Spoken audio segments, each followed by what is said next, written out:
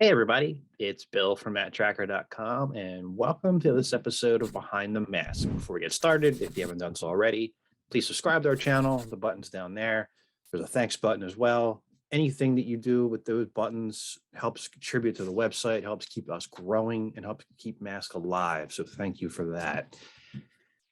I've been away for a little bit. And when I didn't really have the ability to really follow through on a lot of this new stuff, that's when it all started occurring. All these updates from Ramen Toys and on their Machina set mask. It's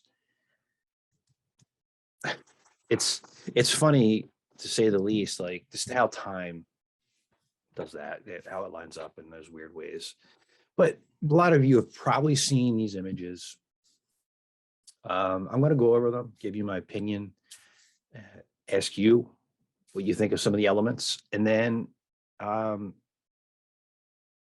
just enjoy the ride. So I'm going to get my screen shared here and take a look at it. Okay, so what we have here is, well, Matt-Trakker or Mads Hauling, and I'm still not just not loving the name. There's got to be some name, like reason behind it that's important to the creator, but I really think that we should explore some of the names that were proposed for Matt-Trakker but never actually utilized, which were Duke Hunter and Grant Noble, for reference. I know I mentioned it before, but just wanted to make sure I put that back in there. Now, a 3-inch figure with 14 points of articulation. They're a little bit bigger than a normal M.a.s.k figure, but I don't think it's going to make much of a difference.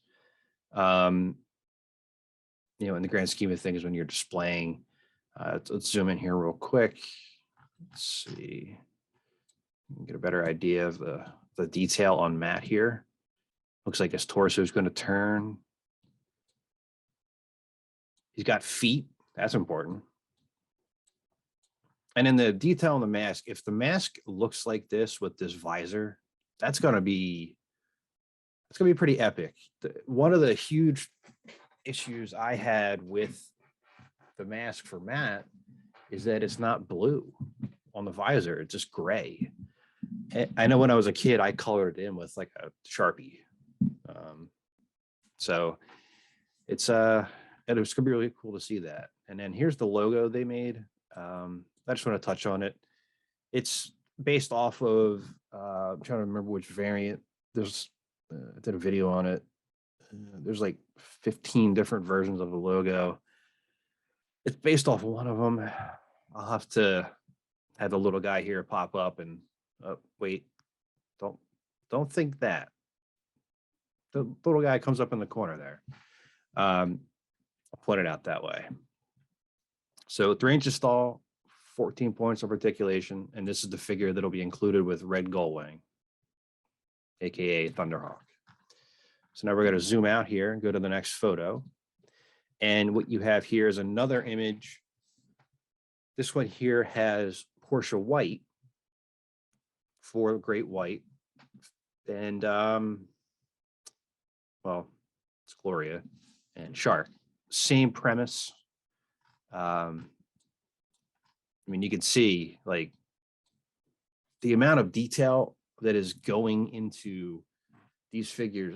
I mean, I've seen some really, really stellar customs. And what we're seeing here is just a little bit of a different take on these elements. Like look at the detail on the mask here. I mean, it's stunning. It really is. And then we get into some test shots of Thunderhawk. And there are some videos up too. I'm just going to look at the stills here that show the transformation. So this will be, I guess, a little bit bigger in scale to accommodate the 3-inch figure versus normal size for m.a.s.k. I'm assuming that the wheels will turn like in the front. I assume that you'll be able to turn it with the steering column. I don't know that for sure though. But these are just prototypes here you can see. And then go to the next one. Here's a shot of the back end just to get an idea of how it pops up and how you see the thrusters at the back there. And then we got a top-down view here. You can see the wings fully engaged. And then you got one right here of the wings engaged as well, but from a different angle. Some of these look like shots from the cartoon. Like I'm placing them like in stills. Wonder if they did that on purpose. It feels like it is. So here we have what they're kind of coming up with as the box for the item. And it looks like what you would normally see from a m.a.s.k box for the most part. There are some things that are missing from it. Obviously, the color of the vehicle, they're not really releasing that yet. But something here, something's missing on this.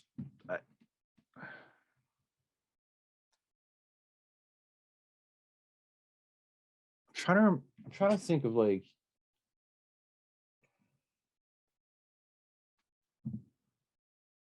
is it because that the images aren't like a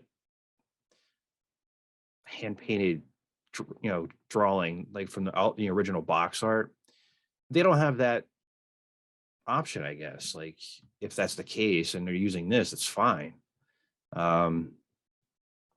That might be what's throwing me off. I don't know. Let me know in the comments if anything here, if it's like just not really, there's just something missing, it feels like, but let me know. And here we started getting into a little bit more detail and functionality of Red Gull. I mean, I keep saying Thunderhawk, even though it's not Thunderhawk. Jeez. And here's the shot of the interior. See, it's much more open.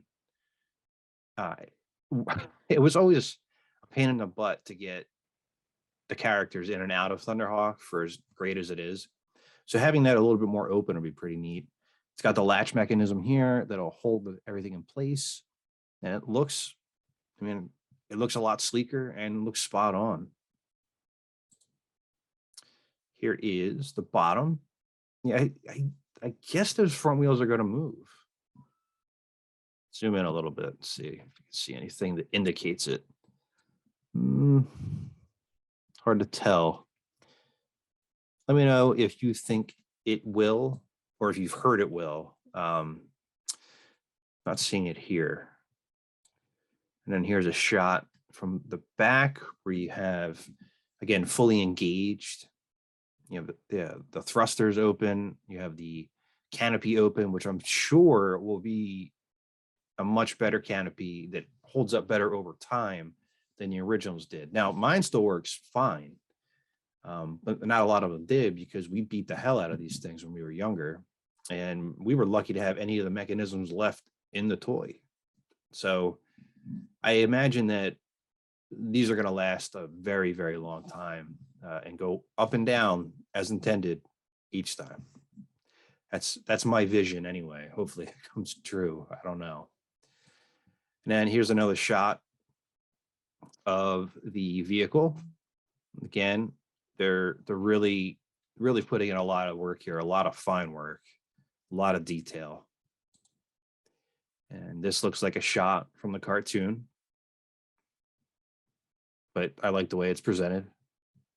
What's that there? Zoom and enhance. I guess it controls this. The bomb doors there. Another action shot. Back shot of the thrusters. A little crooked there, but I'm sure they'll fix that. And here's the bombs in place. Yeah, so there's a button there, and that opens that up. It looks like he's pushing down here. It opens up the button can. Yeah, that's what it is. Okay, pretty neat. There's a shot from the front. And yeah, I mean, you know, there's a lot to look forward to here. I know that there are other elements happening out there too. A lot of designers, a lot of customizers, other people making figures. It's a really, really great time to be a fan of M.a.s.k, despite the fact that obviously that, you know, Hasbro or anybody that should be doing these things isn't. So we have to do it ourselves, and that's fine, because we're probably going to get better quality this way. And it's just really, really great to see such creative and skillful people at work here. If you've watched me try to customize anything, you know I am awful at it, and I am envious of all of your talents. I think there might be one more image here. I just wanted to take a quick look at it. Yeah. When I saw this at first, I was like, what the? I want one. I